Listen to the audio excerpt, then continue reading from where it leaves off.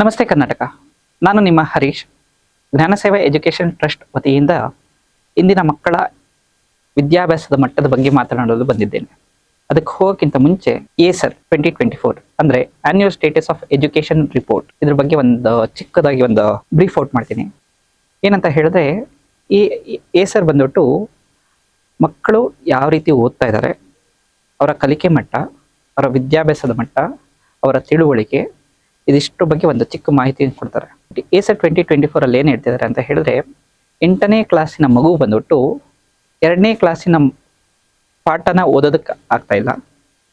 Even in case 63% ಓದ್ತಾ ಇದ್ದಾರೆ ಅಂತ ಹೇಳಿದ್ರು, ಆ 63% ಅಲ್ಲಿ 37% ಜನ ಮಾತ್ರ ಅದನ್ನ ಆನ್ಸರ್ ಮಾಡೋದಕ್ಕೆ ಕಲಿತಾ ಇದ್ದಾರೆ. ಓಕೆ, ಇದನ್ನು ಬಿಟ್ಟಿಡೋದು. 2 ಡಿಜಿಟ್ 3 ಡಿಜಿಟ್ ಮಲ್ಟಿಪ್ಲಿಕೇಶನ್ ಡಿವಿಷನ್ ಎಷ್ಟು ಜನ ಮಕ್ಕಳು ಮಾಡ್ತಿದ್ದಾರೆ? 100 ಜನ ಮಕ್ಕಳು ತಗೊಂಡ್ರೆ, 8ನೇ ಕ್ಲಾಸ್ ಮತ್ತು 9ನೇ ಕ್ಲಾಸ್ ಓದ್ತಿರೋ ಮಕ್ಕಳನ್ನ 100 ಜನ ಮಕ್ಕಳನ್ನ ತಗೊಂಡ್ರೆ ಅದ್ರಲ್ಲಿ ಬಂದ್ಬಿಟ್ಟು 32 ಜನ ಮಾತ್ರ 2 ಡಿಜಿಟ್ 3 ಡಿಜಿಟ್ ಮಲ್ಟಿಪ್ಲಿಕೇಶನ್ ಡಿವಿಷನ್ ಮಾಡ್ತಿದ್ದಾರೆ. ಇನ್ನು ಮಿಕ್ಕಿದ 67% ಏನಕ್ಕೆ ಮಾಡ್ತಾ ಇಲ್ಲ? ಅಥವಾ 70% ಈ ಮಕ್ಕಳು 10th ಪಾಸ್ ಮಾಡಿದ್ರು ಅಂತ ಅಂದ್ಕೊಳ್ಳೋದು.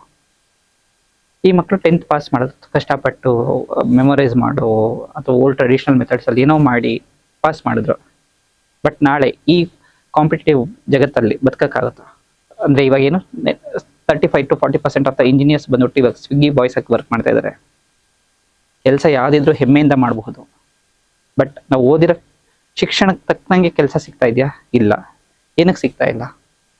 ಕಾರಣ ಬಂದ್ಬಿಟ್ಟು ನಮ್ಮ ಬೇಸಿಕ್ಸ್ ಕರೆಕ್ಟ್ ಆಗಿಲ್ಲ ಅಂತ ಹೇಳಿ. ಸೊ ನಾಳೆ ಬಂದ್ಬಿಟ್ಟು ಎಕ್ಸಾಕ್ಟ್ ಪ್ರಾಬ್ಲಮ್ಸ್ ಅಂದರೆ ಏನು, ಮಕ್ಕಳಲ್ಲಿ ಏನಕ್ಕೆ ಈ ಥರ ಕರೆಕ್ಟಾಗಿ ಓದೋದಕ್ಕೆ ಆಗ್ತಾ ಇಲ್ಲ, ಅಥವಾ ನಾವಿನ್ನ ಏನಕ್ಕೆ ಹಿಂದೆ ಉಳಿದಿದ್ದೀವಿ, ಇದ್ರ ಬಗ್ಗೆ ಡೀಟೇಲ್ ಆಗಿ ಮಾತಾಡೋದು.